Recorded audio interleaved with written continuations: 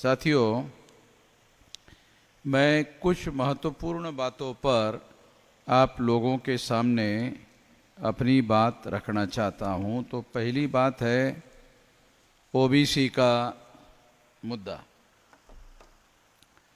साथियों, आपको याद होगा अभी 2022-23 से भी आगे का समय चल रहा है, 24 चल रहा है और आज से 10 साल पहले, लगभग 10 साल पहले, यानी 2014 के आसपास और उससे भी पहले से हम लोगों के द्वारा ओबीसी की जाति आधारित गिनती करने के लिए देश भर में जनजागरण का, महाजागरण का अभियान चलाया गया और जहां संभव हो भारत बंद करने का भी काम किया गया। इसका परिणाम क्या हुआ? इसका परिणाम ये हुआ कि आरएसएस के लोगों के द्वारा, ब्राह्मणों के द्वारा इसको काउंटर करने के बारे में उनको सोचना पड़ा और सोचकर उनको एक ओबीसी के आदमी को देश का प्रधानमंत्री इस बात को काउंटर करने के लिए बनाना पड़ा। तो नरेंद्र मोदी को उनके पास बहुत सक्षम आदमी, उसको घर में बिठाकर नरेंद्र मोदी को लाया गया। आप लोगों को याद होगा कि 1952 को प्रथम लोकसभा का जब चुनाव हुआ तो आज इस पार्टी का नाम भारतीय जनता पार्टी है, उसका नाम जनसंघ था और जनसंघ को सारे देश भर में कैंडिडेट खड़े करने के लिए आदमी नहीं मिल रहे थे।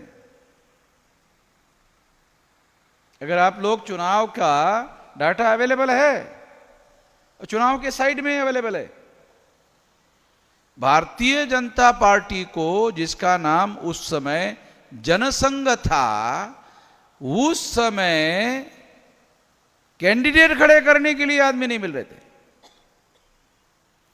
और जो आदमी मिले उनके तमाम लोगों के डिपॉजिट जब्त हो गए। मुझे नहीं लगता हमारे लोगों को इसके बारे में कोई जानकारी है, क्योंकि हमारे जो लोग हैं वो ज्यादातर उनका जय जयकार करने में बहुत ज्यादा इंटरेस्ट है। जो जितना ज्यादा जोर से जय जयकार करेगा वो उसके साथ जाते हैं। जो महापुरुषों के नीतियों पर काम करेगा नहीं, उसके साथ नहीं जाते। एक समस्या है, इस समस्या का समाधान ढूंढना होगा। इस समस्या के समाधान को ढूंढने में हम लोग लगे हुए हैं, मगर ये जो काम हमने शुरू किया, प्लानिंग बनाकर शुरू किया और ओबीसी की जाति आधारित गिनती का मुद्दा हमने राष्ट्रीय व्यापी बनाया। ये गिनती होनी चाहिए। आरएसएस भाजपा ने क्या किया? अच्छा, गिनती होनी चाहिए, चलो ठीक है, 52% ओबीसी में से एक आदमी को हम गिनते हैं। नरेंद्र मोदी को उन्होंने गिना कि हाँ ये ओबीसी है, ये ओबीसी है, अब देखो इसको प्रधानमंत्री हम बना रहे। सारे ओबीसी के लोग खुश हो गए, अभी गिनती करने की जरूरत क्या है? मैंने कुछ लोगों को पूछा भाई वो अभी एक ओबीसी के आदमी को देश का प्रधानमंत्री बनाया, तो अब तो गिनती होनी चाहिए। बोला अभी क्या जरूरत है? मैं क्यों? अरे गिनती भी तो प्रधानमंत्री बनाने के लिए तो करना था ना। तो गिनती किए बगैर प्रधानमंत्री हो गया, तो गिनती करने की जरूरत क्या है? चला, मैं सोच ही नहीं पाया कि इतना आगे लोग सोच सकते हैं। मैं सोचता हूं कि मैं जरा आगे सोचता हूं, मेरे को भी पता नहीं चला कि लोग इतना आगे सोचते हैं कि ओबीसी की जाति आधारित गिनती को काउंटर करने के लिए आरएसएस के और भाजपा के लोगों ने देशवासियों को कहा गिनती चाहिए। चलो देखो देखो, एक आदमी ओबीसी का है, कहा उन्होंने, ये काल्पनिक बातें नहीं कह रहा हूं, नहीं, ये ओबीसी का है, ये ओबीसी को वोट दो, ये ओबीसी का है। तो उन्होंने कहा हाँ हाँ ये गिनती चाहिए ना। देखो, एक आदमी को हम गिनते हैं, एक आदमी को गिना तो 52% ओबीसी के लोग खुश हो गए। और अब गिनती करने की जरूरत क्या है? क्योंकि गिनती भी किस लिए करना था? प्रधानमंत्री बनाने के लिए करना था। गिनती किए बगैर प्रधानमंत्री बना दिया, तो अब गिनती की जरूरत क्या है? तब मुझे बात समझ में आई कि लोगों को अभी बहुत ज्यादा जगाने की जरूरत है कि एक आदमी को प्रधानमंत्री बनाने से हम लोगों को जो संविधान में हक और अधिकार है, उस हक और अधिकार को अमल में नहीं लाया जा सकता। जो ब्राह्मणवादी नीतियां है वो क्या है? अगर आप मोदी को पूछो कि देश में कुत्ते कितने हैं, तो बोलेंगे हमारे पास जानकारी है, हमारे पास जानकारी है, कुत्ते कितने हैं हमारे पास जानकारी है। फिर पूछो मोदी को काटने वाले कुत्ते कितने, वो भी जानकारी हमारे पास है। सज्जन कुत्ते कितने हैं, तो उन्होंने पूछा ही नहीं कि सज्जन कुत्ते कौन से होते हैं। कहा कि हमें मालूम है। क्या कौन से? जो काटता नहीं है, वो चाटता है, काटता नहीं, जो चाटता है नजदीक जाने के बाद, वो सज्जन कुत्ता। काटता और चाटता दो कुत्ते होते हैं ना, एक तो काटता है और एक नजदीक में आकर चाटता है, तो बोलते ये चाटने वाला जो कुत्ता है ये सज्जन कुत्ता है। उसका भी डाटा हमारे पास है। इसका मतलब है मोदी के पास जानवरों की गिनती है और मोदी को पूछो ओबीसी कितने हैं, बोलो अंग्रेजों के जमाने का डाटा हमारे पास है। तो अभी भी वो अंग्रेजों के जमाने का डाटा है, मगर एक ओबीसी को प्रधानमंत्री बनाने के बाद भी ओबीसी का करंट डाटा नहीं है। नीतीश कुमार ने बिहार में मुख्यमंत्री बीजेपी से अलग होकर जब लालू के साथ गठबंधन करके चीफ मिनिस्टर बना, तो वहां गिनती किया बिहार में, तो संख्या निकली 64%। सारे देश के लोगों को यही मालूम है 52% है, मगर बिहार में जब गिनती हुई तो पता चला ये 64 है। तो सारे देश भर में अगर गिनती की जाती तो पता चलता सारे देश भर में भी है। हो सकता 65 हो, 66 हो, यह भी पता चलता। हम महाराष्ट्र के लोग ब्राह्मणों को चिढ़ाने के लिए, अबे तू 3.5% है, महाराष्ट्र में 3.5 भी है कि नहीं साला ये भी पता नहीं है। चिटनीस साहब मैं आपको बताता हूं, मेरा गांव है, एक बामन था, अब साला 3.5 में नहीं आता। वो मेरे गांव का उदाहरण दे रहा हूं। मेरे गांव में 2000 लोगों की बस्ती, एक घर बामन का, तो 3.5 में कैसे आएगा? वो एक नंबर, मतलब इसमें भी नहीं आता, 1% में भी नहीं आ रहा है। तो इस तरह से, और वो भी जब लोग ज्यादा पढ़े लिखे हो गए तो गांव छोड़ के चला गया, अभी साला एक भी नहीं है। तो हमारे लोगों को दूसरे गांव से काम चलाने के लिए बामन को बुलाना पड़ता है। अरे मैंने कहा भी बामन को क्यों बुलाते हो? तो वो मानसिकता है कि धार्मिक कार्य करने के लिए ब्राह्मण को बुलाना पड़ता है। मैंने पूछा क्यों? ब्राह्मण ही तो धार्मिक होता है, सारे दुनिया में लोग धार्मिक होंगे मगर ब्राह्मण धार्मिक नहीं होता। ब्राह्मण कभी भी धार्मिक नहीं होता। ब्राह्मण धार्मिक छोड़कर सब कुछ होता है। ब्राह्मण धार्मिक छोड़कर सब कुछ होता है। आम आदमी सारे देश और दुनिया में हमारे धर्म किसको मानते हैं? मैं आपको मजाक करने के लिए बता रहा हूं। गांव देहात में कोई आदमी धर्म किसको मानता है? लोग परेशानी में हैं, डिफिकल्टी में हैं, संकट में हैं, उसमें अगर आप मदद करो तो बोलते हाँ ये धार्मिक काम है। संकट में फंसे हुए आदमी को मदद करो तो लोग हाँ ये धार्मिक काम है। गांव देहात में ऐसी मान्यता है। गरीब आदमी को मदद करो, हाँ ये धार्मिक काम है। तो ब्राह्मण ऐसा करता है? करता है? उसको संकट में कैसे डाला जाए वो काम करते रहता है।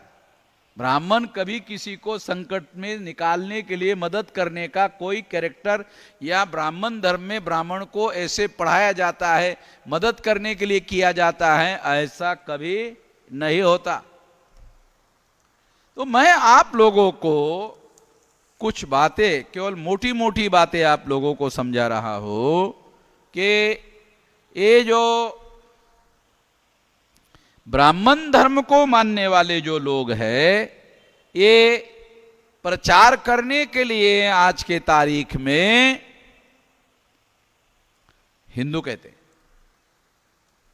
ये भी हमारे लोगों को समझ में नहीं आता। मैं आप लोगों को समझाना चाहता हूं, समझाने के लिए बता रहा हूं। ब्राह्मण के धर्म का नाम ब्राह्मण धर्म है। ब्राह्मण धर्म क्या है? ब्राह्मण धर्म जो वर्ण व्यवस्था को मानता है और समाज को 4 टुकड़ों में बांटता है, ब्राह्मण, क्षत्रिय, वैश्य, शूद्र। वो भी ऐसा नहीं, ये हॉरिजॉन्टल नहीं। हॉरिजॉन्टल होने से क्या होगा? ब्राह्मण, क्षत्रिय, वैश्य, शूद्र बराबर। ऐसा अगर है होता तो ये बराबर माने जाते। ये वर्टिकल है। ब्राह्मण सबसे ऊपर है, क्षत्रिय उसके नीचे है, वैश्य उसके नीचे है, शूद्र उसके नीचे है। ये चातुर्वर्ण व्यवस्था है। जो अछूत है वो इसके अंदर है ही नहीं, बाहर है। जैसे गांव में बाहर है ना, वैसे इधर भी बाहर ही है, यानी उनके काउंटिंग में भी नहीं है। ये व्यवस्था हमारे लोगों को जानने की, समझने की है। ये है ब्राह्मण धर्म। अब संविधान ने 26 जनवरी 1950 को सभी आदमी को equality before law, chapter number 3 संविधान की कॉपी ले लो और चैप्टर नंबर 3 में पढ़ो।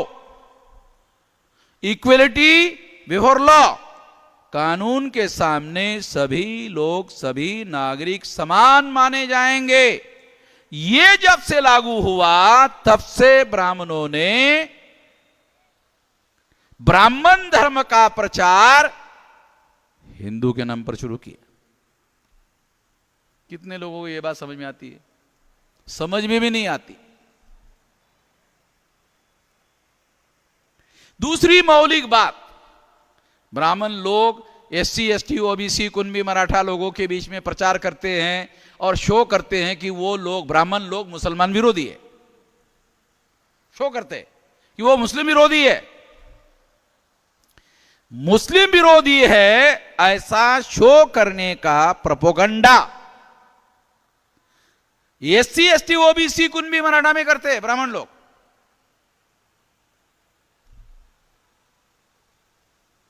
और जब वो प्रोपोगंडा करते हैं तो SC ST OBC Kunbi Maratha लोग ब्राह्मण के नेतृत्व में इकट्ठा हो जाते मुसलमानों के विरोध में। और इस तरह से ऐसा करने के लिए और ब्राह्मणों को SC ST OBC Kunbi Maratha लोगों को इकट्ठा करने के लिए ये जो हिंदू मुसलमान नाम की जो थ्योरी है उसको काम में आती है।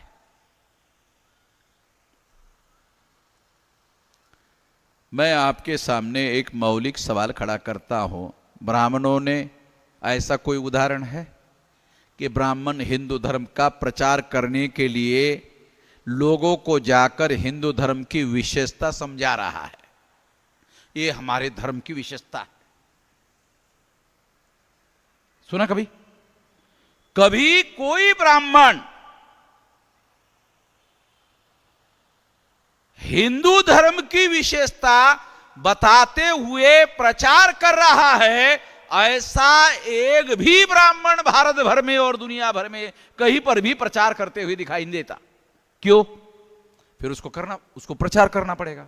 विशेषता, हमारा धर्म वर्ण व्यवस्था को मानता है और लोगों को 4 टुकड़ों में बांटता है, यहां से शुरू करना पड़ेगा। दूसरा, यहीं से इतने में ही हमारे लोग संतुष्ट नहीं हुए तो उन्होंने वर्ण व्यवस्था के बाद में 6347 जाति के टुकड़े बनाए।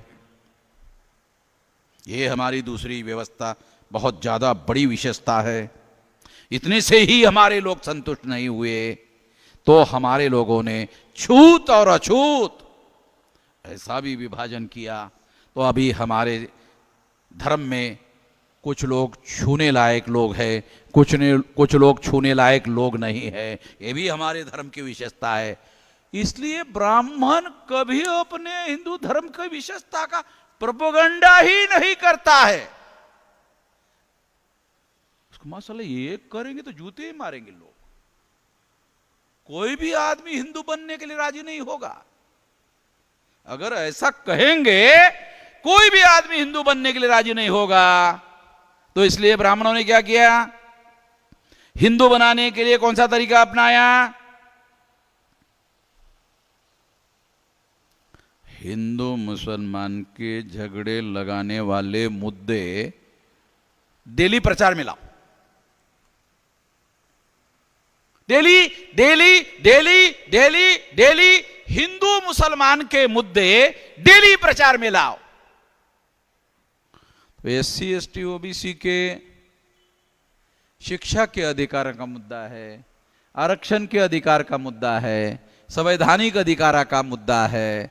ओबीसी के एससी एसटी ओबीसी के लोगों को चुनाव में सही और सच्चे कैंडिडेट चुनने का मुद्दा है, अपने वोट के अधिकार का सही और सही उपयोग करने का मुद्दा है। जब मामला हिंदू मुसलमान का खड़ा हो जाता है तो SC ST OBC Kunbi Maratha Hindu मुसलमान के थ्योरी के आधार पर वोट देता है।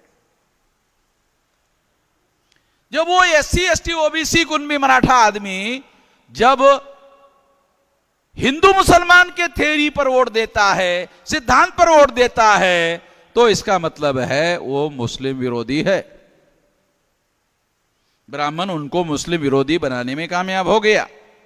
तो ब्राह्मण बहुजन समाज के लोगों को यह समझाने में कामयाब हो गया, हम ब्राह्मण लोग बहुजन समाज के दुश्मन नहीं है, मुसलमान बहुजन समाज का दुश्मन।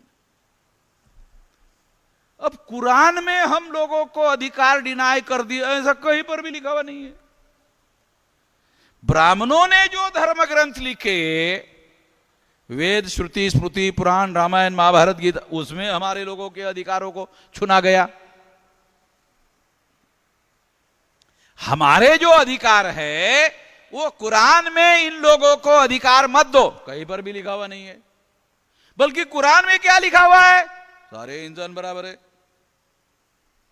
सारे इंसान बराबर है। मनुस्मृति क्या कहती है? ब्राह्मणों के द्वारा निर्माण किया हुआ ग्रंथ मनुस्मृति क्या कहती? नहीं नहीं नहीं, सारे इंसान बराबर नहीं है। ब्राह्मण सबसे ऊपर है, क्षत्रिय उसके नीचे है, वैश्य उसके नीचे है, शूद्र और नीचे है। अछूत तो गिनती में ही नहीं है। और पढ़े लिखे जितने भी अछूत लोग हैं उनको तो शूद्र और अछूत का फर्क भी नहीं समझ में आता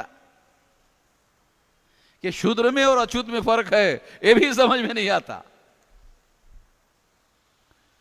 जो वर्ण व्यवस्था में शूद्र है वो ओबीसी है, और जो वर्ण व्यवस्था में अछूत है वो संविधान में शेड्यूल कास्ट है, वो वर्ण व्यवस्था के बाहर है, जिसे बाबा साहब आंबेडकर ने अंग्रेजी में कहा ये आउटकास्ट है, वर्ण बाह्य, वर्ण व्यवस्था के बाहर के लोग हैं।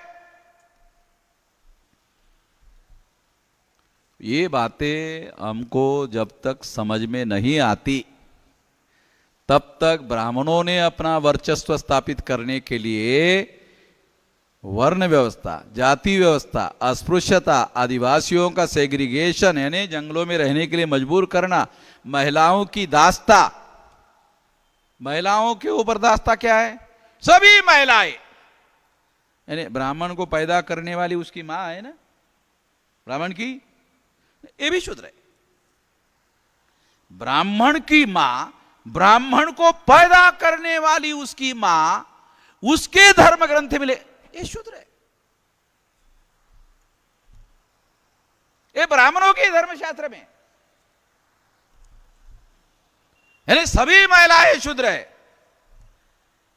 और उसके बाद शूद्र को संपत्ति में अधिकार नहीं, यानी ओबीसी को संपत्ति में अधिकार नहीं है। और चूंकि महिला भी शूद्र है इसलिए महिला को भी अधिकार नहीं है। ब्राह्मण धर्मशास्त्र के अनुसार ये लिखा हुआ है, कुरान में ऐसा नहीं है, ये ब्राह्मणों के धर्मशास्त्र में लिखा हुआ है। तो हम लोगों के जो हक और अधिकार है वो कुरान ने डिनाई नहीं किए हैं, ब्राह्मणों ने जो धर्मशास्त्र लिखे हैं उन्होंने डिनाई किए। अगर ब्राह्मणों ने हमारे हक और अधिकार डिनाई किए हैं तो मूल निवासी बहुजन समाज का शत्रु नंबर 1 ब्राह्मण है। मुसलमान कहां है? मुसलमान कैसे है? जो एससी, एसटी, ओबीसी, कुनबी, मराठा मुसलमान को दुश्मन कहता है, जो उसका मतलब है उसकी जागृति खत्म हो गई। उसने वास्तविक दुश्मन को दुश्मन मानने के बजाय जो मुसलमान उसका दुश्मन नहीं है वो मुसलमान को दुश्मन मान रहा है। मुसलमान के पास अपने अधिकार की रक्षा करने की समस्या है, वो तुम्हारे अधिकार को डिनाय करने का कहां है? मुसलमान खुद अपने अधिकार रक्षा नहीं कर पा रहा है। क्यों? ब्राह्मण लोग एससी, एसटी, ओबीसी, कुनबी, मराठा को हिंदू बनाकर मुसलमानों के विरोध में इस्तेमाल कर रहे हैं। मुसलमानों के घरों पर अगर कोई हमला हो रहा है तो ब्राह्मण नहीं कर रहा है, वो एससी, एसटी, ओबीसी, कुनबी, मराठा कर रहा है। क्यों कर रहा है? तो ब्राह्मणों ने उनको कहा हम नहीं, मुसलमान तुम्हारे दुश्मन है, हम दुश्मन नहीं है। मुसलमानों ने हम लोगों के हक और अधिकार नहीं छीने हैं। हक और अधिकार ब्राह्मणों ने छीने। 15 अगस्त 47 को आजादी मिली, देश का प्रधानमंत्री पंडित जवाहरलाल नेहरू कश्मीरी ब्राह्मण बना। 26 जनवरी 1950 को संविधान लागू हुआ, सारे नागरिकों को समान घोषित किया गया, फिर भी ब्राह्मण प्रधानमंत्री बना। और फिर उसके बाद उसकी बेटी इंदिरा गांधी प्रधानमंत्री बनी, फिर उस बेटी का बेटा प्रधानमंत्री बना, अब उसका नाती पोती लाइन में लगा हुआ है। साला मतलब है ही नहीं हमारा कुछ। जो संविधान हम लोग गर्व करते हैं ना, एससी, एसटी, ओबीसी के लोग बड़े गर्व करते, बाबा साहब आंबेडकर ने संविधान लिखा, बाबा साहब आंबेडकर ने संविधान लिखा, बाबा साहब आंबेडकर ने संविधान लिखा। हाँ लिखा, मगर उसके अनुसार तो तुम काम करते नहीं हो। जो तुमको वोट का अधिकार दिया गया वोट के अधिकार में 2 अधिकार शामिल है। ये भी हमारे लोगों को पता नहीं है। वोट के अधिकार में 2 अधिकार शामिल है। एक अधिकार है शासक चुनने का, एक अधिकार है शासक बनने का। 84 तक हमारे लोग दूसरों को शासक चुनते रहे।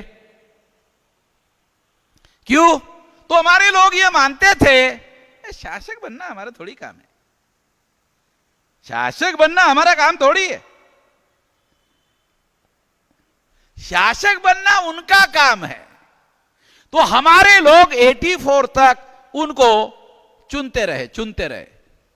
84 में काशीराम जी ने बहुजन समाज पार्टी बनाई और कहा शासन करती जमात बनना हमारा उद्दिष्ट है। ये बाबा साहब ने कहा, उसके लिए मैंने ये बहुजन समाज पार्टी बनाई। पहली बार ये घोषित किया कि हमारा लक्ष्य चुनना नहीं है, हमारा लक्ष्य बनना है। अरे बनना वन्ना तो बात की बात है, साले दिमाग में भी नहीं सोच पाए। अरे बाद में बनोगे रे, पहले इधर आना पड़ता है। इधर तक नहीं आया साला 84 तक, बराबर 84 तक ये दिमाग में भी नहीं आया।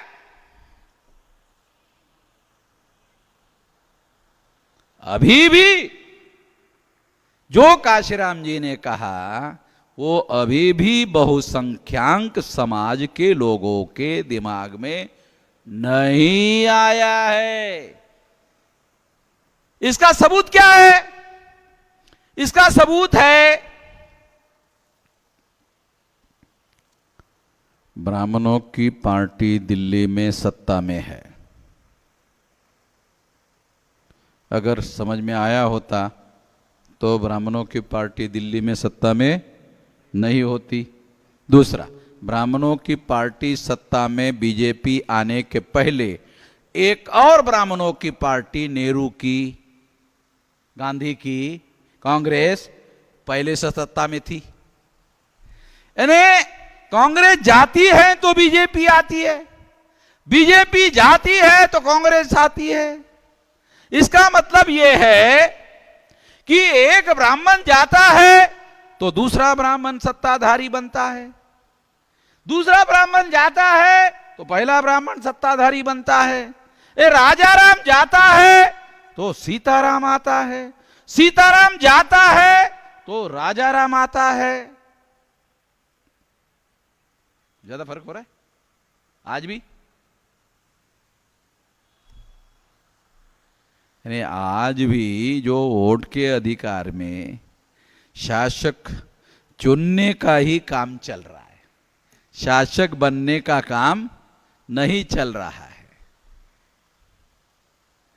तो हम लोगों ने जो इतना बड़ा आंदोलन खड़ा किया, आज मैं आपको बताना चाहता हूं कि 18 साल 3-4 महीने की मेरी उम्र थी, तब से मैंने ये काम शुरू किया।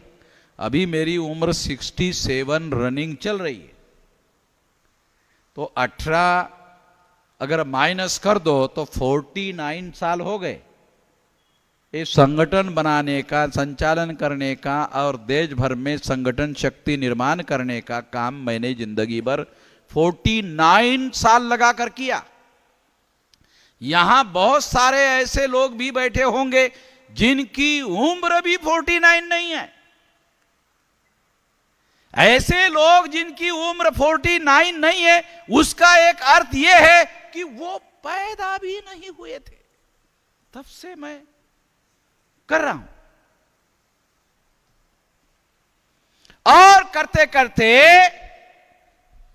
32 राज्यों में 36 में से 32 राज्यों में से 36 में से 32 राज्यों में 625 जिलों में संगठन बनाया।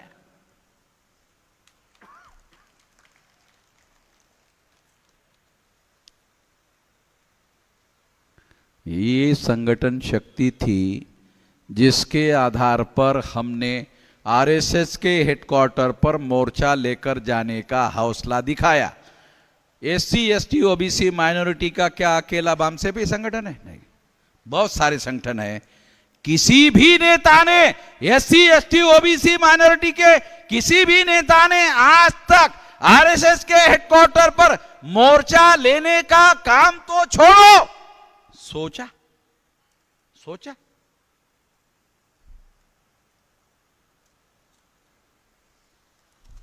सोचने का भी काम नहीं किया, ऐसा दिमाग में भी नहीं लाया। लड़ने के तो छोड़ो, हम लोग वहां लाखों लोग लेकर गए। क्यों? इतना बड़ा संगठन बनाया। तो इसका मतलब यह है कि इतना लंबा समय लगाकर लाखों लोगों को ऑल इंडिया में आंदोलन करने के लिए आज इतना विशाल संगठन हमने खड़ा किया। हमारे लोग अभी भी भाषण करने के लिए जब खड़े हो जाते तो कहते बाबा साहब ने संगठित होने के, अबे कर लिया रे गधी की औलाद, ये मैंने कर लिया, इतना बड़ा संगठन कर लिया। नहीं, संगठित करना चाहिए। अरे कर लिया भाई, तेरा पीछे खड़े होने की केवल जरूरत है, बाकी और ज्यादा कुछ करने की जरूरत नहीं है। साले पीछे खड़ा रहने के लिए भी ताकत नहीं है, दिमाग में आता नहीं है।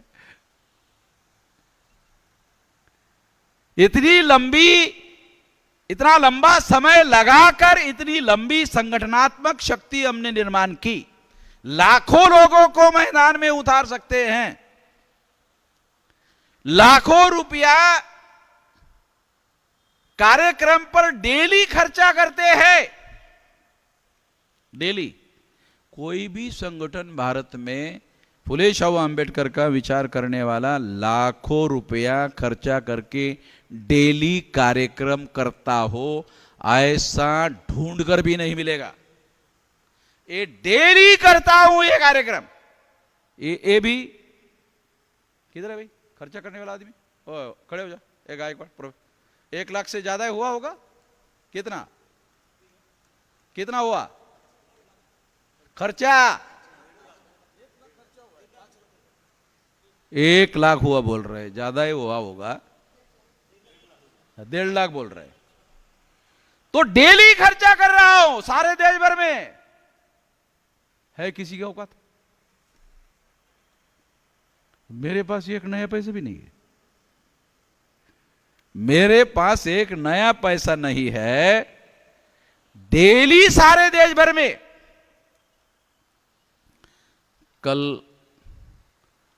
कल अभी यहां हूं ना, अभी जो यहां आया तो कल मैं हरियाणा में था।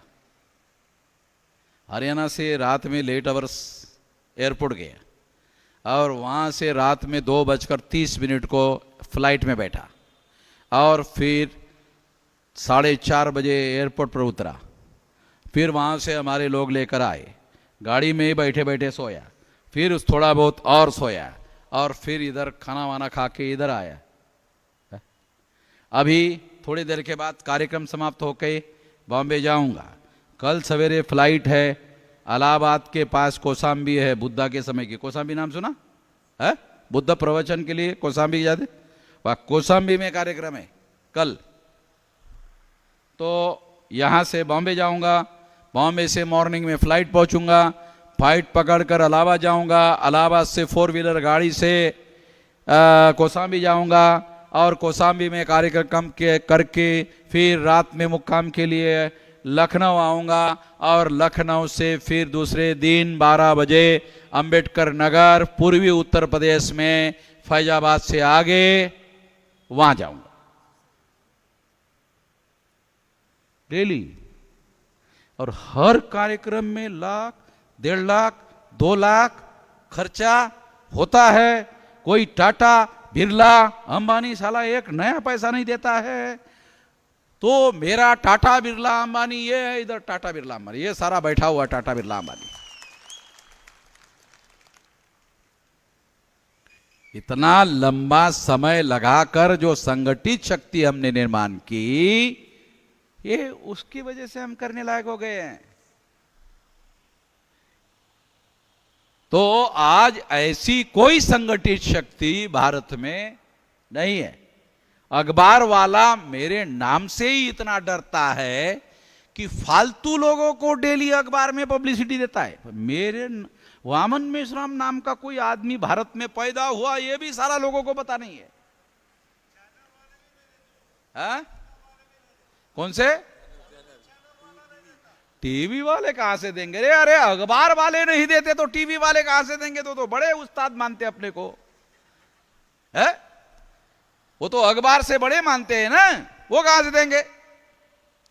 तो इस तरह से सारे देश भर में, मगर मैं जहां भी जाता हूं, railway station, bus station, airport, railway flight के अंदर, जहां भी, हर जगह मुझे आदमी मिलता है,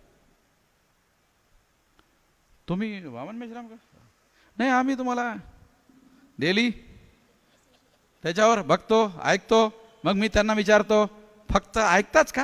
नाही म्हटले, तुमच्या कार्यकर्त्यांना साथ सहयोग समर्थन देतो. बार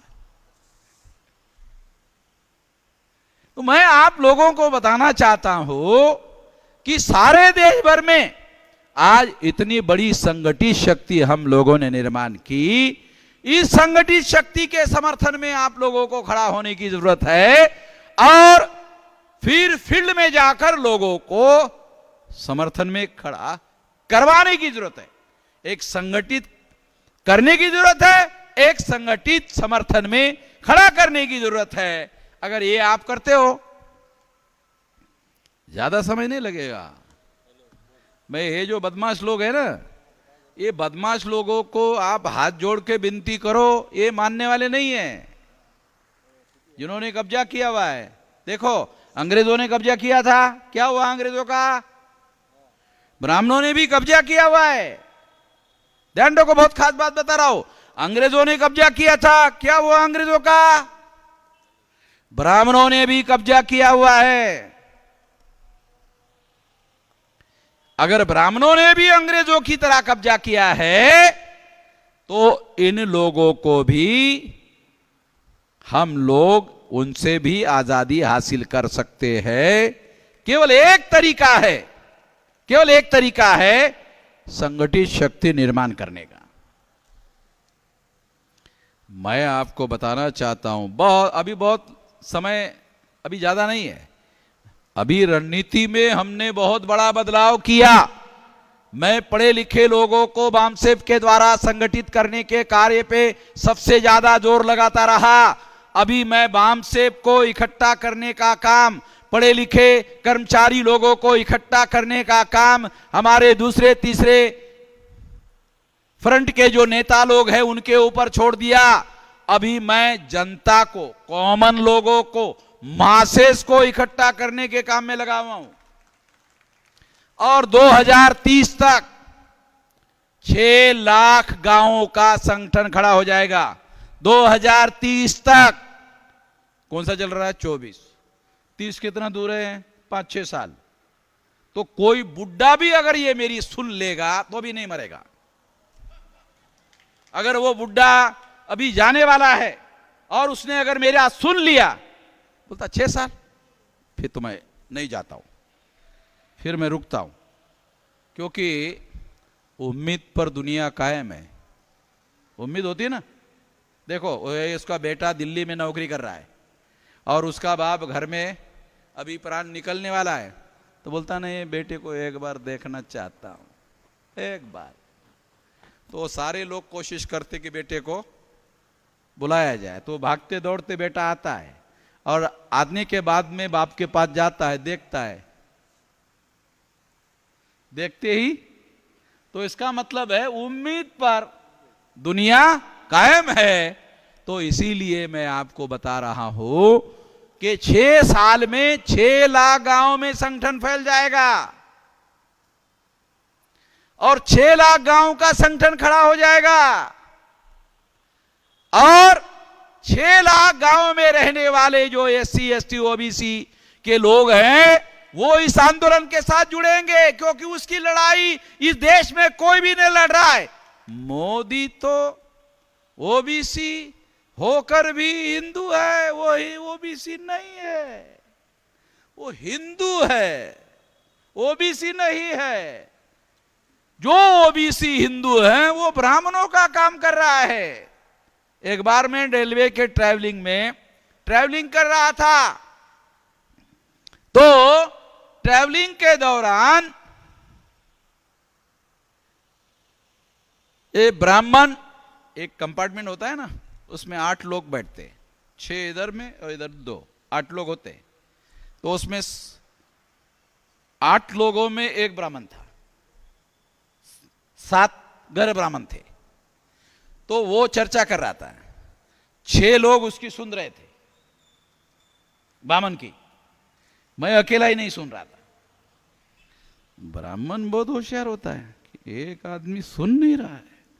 तो उसने मुझे कहा, भाई साहब, ये सारे लोग ध्यान लगाकर धर्म की बात सुन रहे हैं, आप सुन नहीं रहे हैं।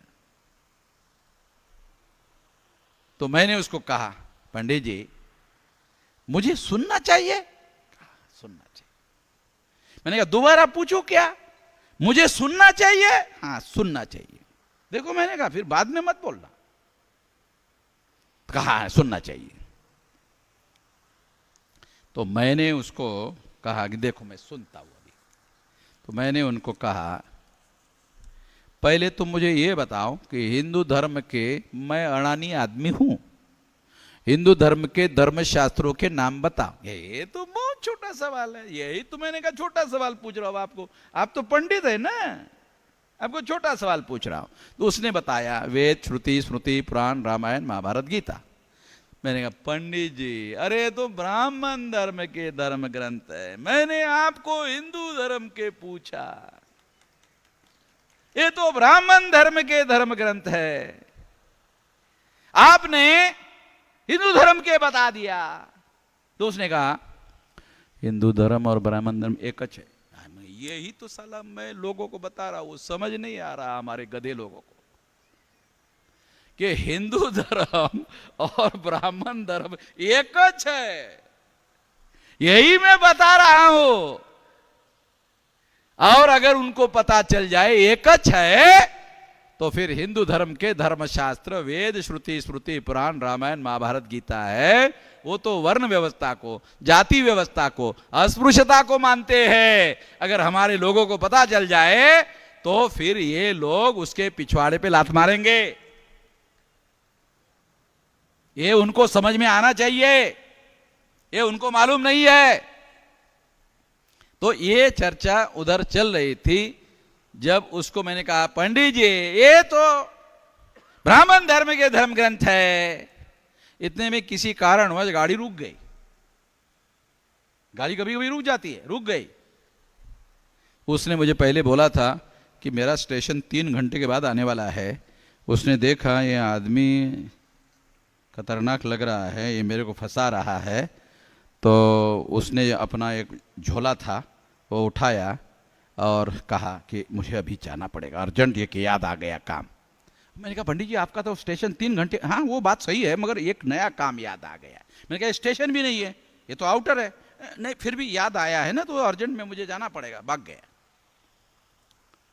उसको लगा कि ये हिंदू धर्म ब्राह्मण धर्म में ये जो 6 लोगों को मैंने गधा बनाया ना, ये आधे घंटे में ही मेरे विरोध में खड़ा कर देगा, ज्यादा समय नहीं लगेगा। तो वो रेल से उतर गया आउटर में और चला गया। साथियों, मैं आपको बताना चाहता हूं कि आपको, हमारे लोगों को भी यह समझ में नहीं आता, ये हिंदू धर्म नहीं है, हिंदू धर्म ब्राह्मण धर्म है। और ब्राह्मण धर्म SC ST OBC कुनबी मराठा लोगों का दुश्मन नंबर 1 है। ये उनका धर्म नहीं है।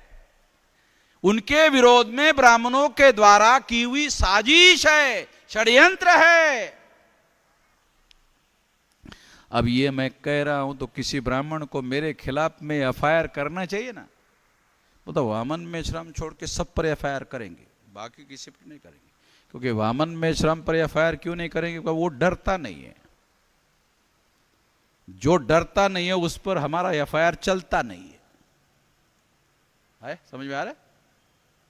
हमारा एफआईआर डराने के लिए होता है, जेल में थोड़ी डाल सकते हैं।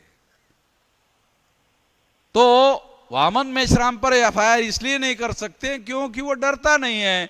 बाकी लोगों को एफआईआर करूंगा, करते नहीं, करूंगा बोलने से डर जाता है। तो मैं आपको बताना चाहता हूं कि हम लोगों को ये बारीकियों का अध्ययन करना चाहिए।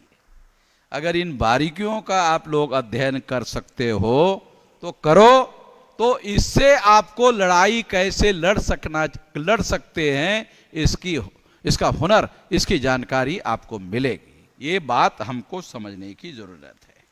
जहां तक ईवीएम का सवाल है, ये जो ईवीएम है, ये ईवीएम ब्राह्मणों ने लाया हुआ सबसे नया षड्यंत्र है। और ये षड्यंत्र क्या है? वोट का अधिकार जो आपको शासक बना सकता है। आप सुनकर हैरान हो जाओगे। 84 में बहुजन समाज पार्टी काशीराम जी ने बनाई और कांग्रेस ने 84 में ईवीएम लाने का फैसला किया। ये संयोग नहीं है। उन्होंने सोचा अब वोट का अधिकार का उपयोग करेंगे और ये शासक अब अपना बनाने की कोशिश करेंगे। अब हमको चुनने का काम नहीं करेंगे, इनके वोट का प्रबंध करना पड़ेगा।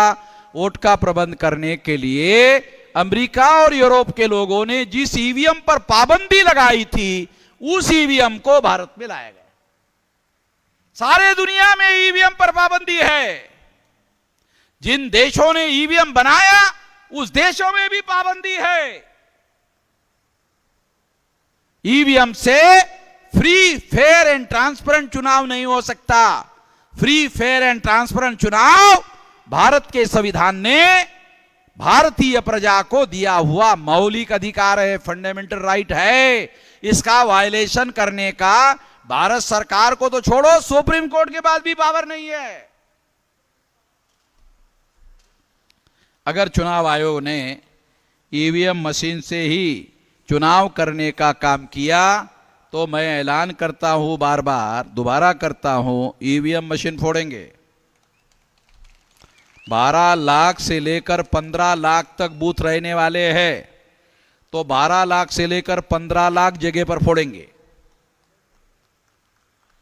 और 12 लाख से लेकर 15 लाख तक ईवीएम फोड़ने के लिए पहली जिम्मेदारी महिलाओं की। फोड़ने का कैसे? ईवीएम मशीन दोनों हाथों से उठाने का और जमीन पर पटकने का। एक बार पटकने के बाद अगर टूटा नहीं तो दूसरी बार करने का।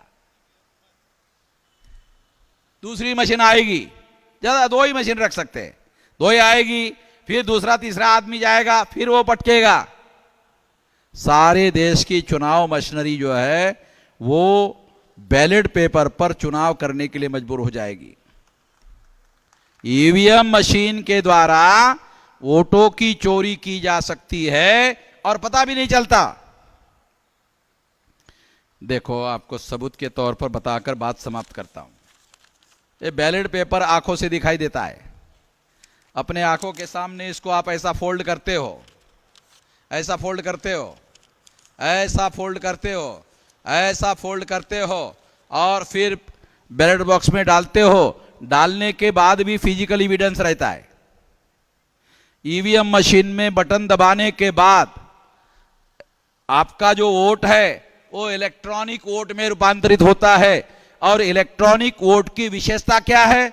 आंखों से दिखाई नहीं देता। कितने लोगों को पता है? इलेक्ट्रॉनिक वोट आंखों से दिखाई नहीं देता। फिजिकल वेरिफिकेशन कैसे होगा? हो ही नहीं सकता।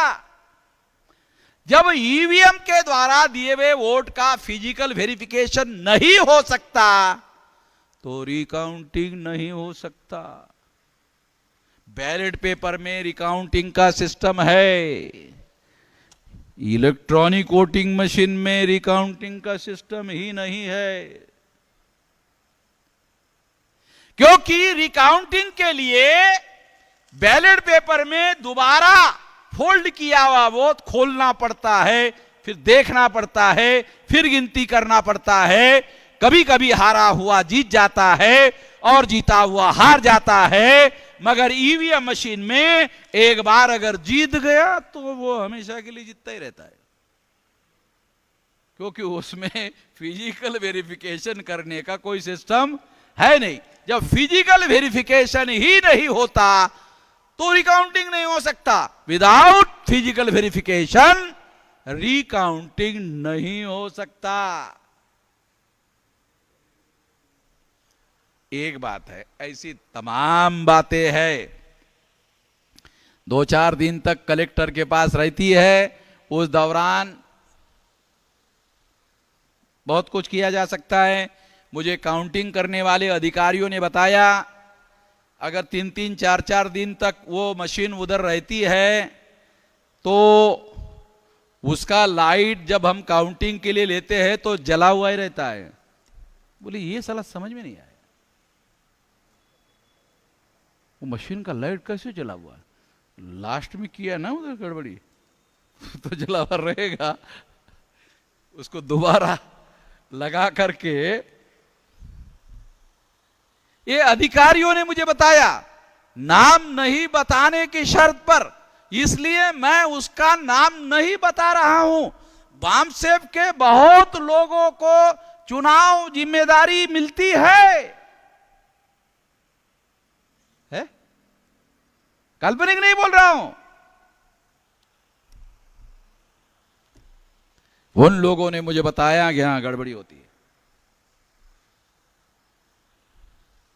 मगर गड़बड़ी को पकड़ने के लिए इलेक्ट्रॉनिक वोटिंग मशीन में फिजिकल एविडेंस नहीं होता है, इसलिए पकड़ना संभव नहीं होता है। इसलिए ईवीएम मशीन को अमेरिका के लोगों ने बाद कर दिया, यूरोप के लोगों ने बाद कर दिया, और दुनिया में इलेक्ट्रॉनिक वोटिंग मशीन से चुनाव नहीं होता है। भारत में ब्राह्मणों ने ईवीएम लाया, इसलिए अभी मेरे अभियान की वजह से, मेरे आंदोलन की वजह से कांग्रेस के लोगों ने इसके विरोध में एक बयान दिया। सावधान रहो कांग्रेस से, कांग्रेस ने तो ईवीएम लाया, कांग्रेस ने तो ईवीएम लाया। कांग्रेस ने बयान दिया, बयान काहे के लिए दिया? ये वामन मेश्राम से जो लोग जागरण हो रहा है वो लोग कांग्रेस के विरोध में भी जाएगा, तो उन लोगों का भी समर्थन मिलना चाहिए, इसलिए बयान दे रहा है। तो लोगों ने मुझे टेलीफोन किया, मेश्राम जी वो कांग्रेस ने बयान दिया। अरे बयान दिया गधे लोगों, बयान दिया केवल। और गधे क्यों बोल रहा हूं? बयान गधा बनाने के लिए दिया। कैसे? लोगों ने मुझे पूछा कैसे? उसने बयान दिया तो तुम खुश हो गए कि नहीं? हाँ, यही तो गधा बनने का लक्षण है। कांग्रेस के लोगों को बोलो, मैंने उनको कहा कांग्रेस के लोगों को बोलो, जैसे वामन मेश्राम फोड़ने की बात कर रहा है, तुम भी करो। कहा कि नहीं, ये तो नहीं करेंगे हम। फिर कैसे तुम्हारा यकीन होगे? तुम्हारा यकीन कैसे होगी? इसको फोड़ना पड़ेगा ना। फोड़ने के लिए अभी कांग्रेस का कल के अखबार में बयान आया, ईवीएम में गड़बड़ी हो रही है, हम उसके विरोध में है, ईवीएम के विरोध में नहीं है। पढ़ते जाओ ना सही। अरे हमारे लिए बयान देना पड़ रहा है, हमारी वजह से देना पड़ रहा है। बीजेपी के लोगों ने, चुनाव आयोग के लोगों ने सारे देश के गांवों में डेमो दिखाने का अभियान शुरू किया। हमारी वजह से सारे गांव में डेमो दिखा रहे। डेमो में क्या दिखा रहे?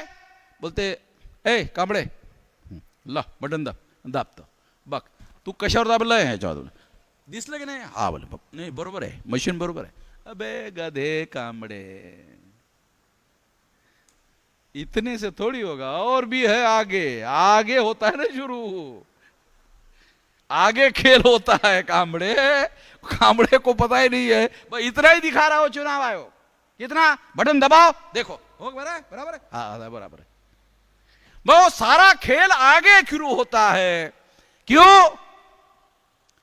आकाश में चांद पर मशीन भेजा, चांद पर मशीन भेजा। मशीन भेजने के बाद ये बॉम्बे में इंजीनियर लोग क्या बोले, अरे कुछ मशीन में गड़बड़ी हो गया, चांद पर है वो मशीन, चांद पर है। और ये बॉम्बे के इंजीनियर क्या, अरे वो चांद में जो मशीन भेजा उसमें थोड़ा गड़बड़ी हो गया तो सुधार लो। वो इधर बॉम्बे में बैठे बैठे सुधारते। चांद पर मशीन है, बॉम्बे में बैठे बैठे सुधार करते हैं। जब तुम्हारे गांव में ईवीएम आती है तो बहुत ज्यादा, आधा किलोमीटर 1 किलोमीटर अंतर पर रहता है ईवीएम मशीन।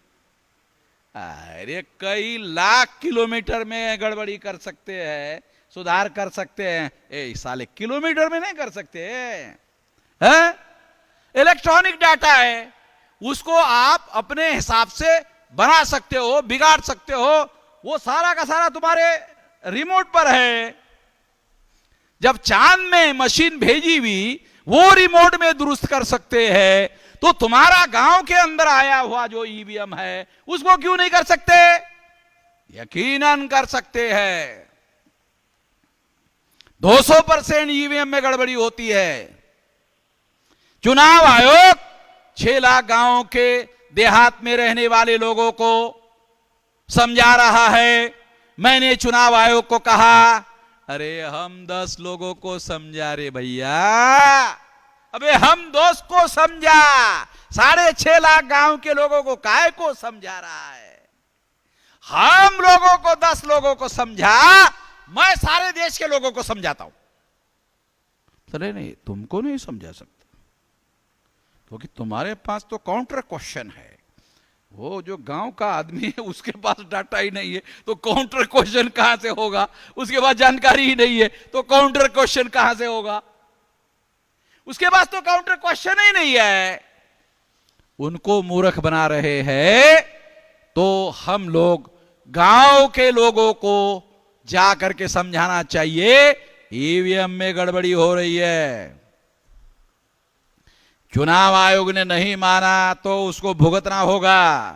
ये मशीन हम फोड़ेंगे, फोड़ेंगे, फोड़ेंगे।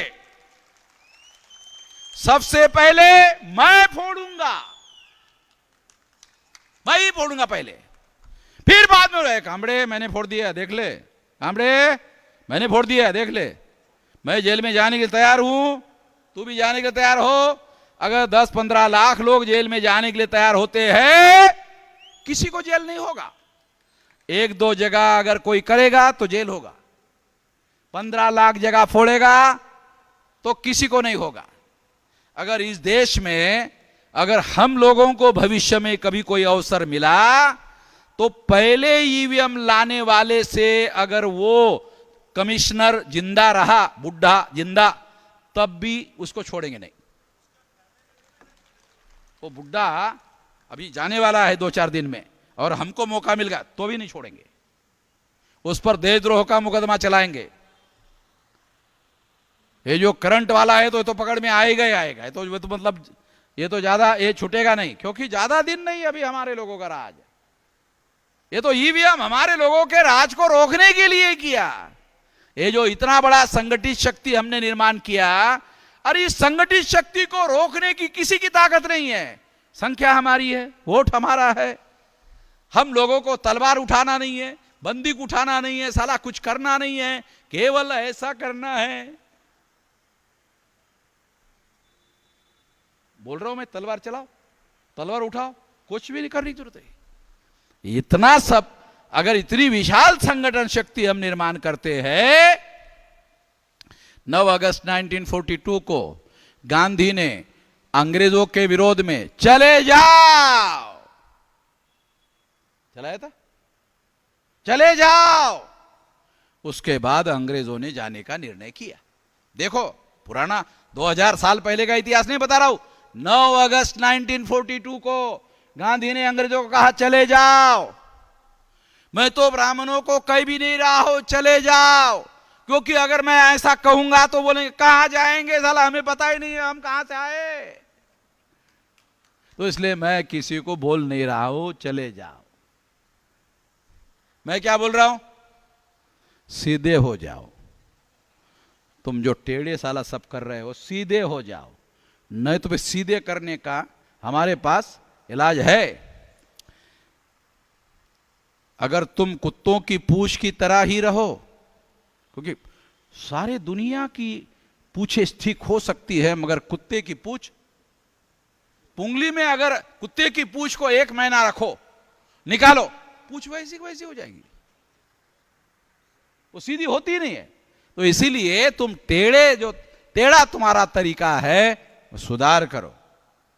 हम नहीं चाहते कि तुम चले जाओ, गांधी ने कहा चले जाओ, हम नहीं चाहते चले जाओ, मगर आने वाले समय में हमारे लोगों का आंदोलन विशाल होगा। जितने लोगों ने मेरी बात सुनी,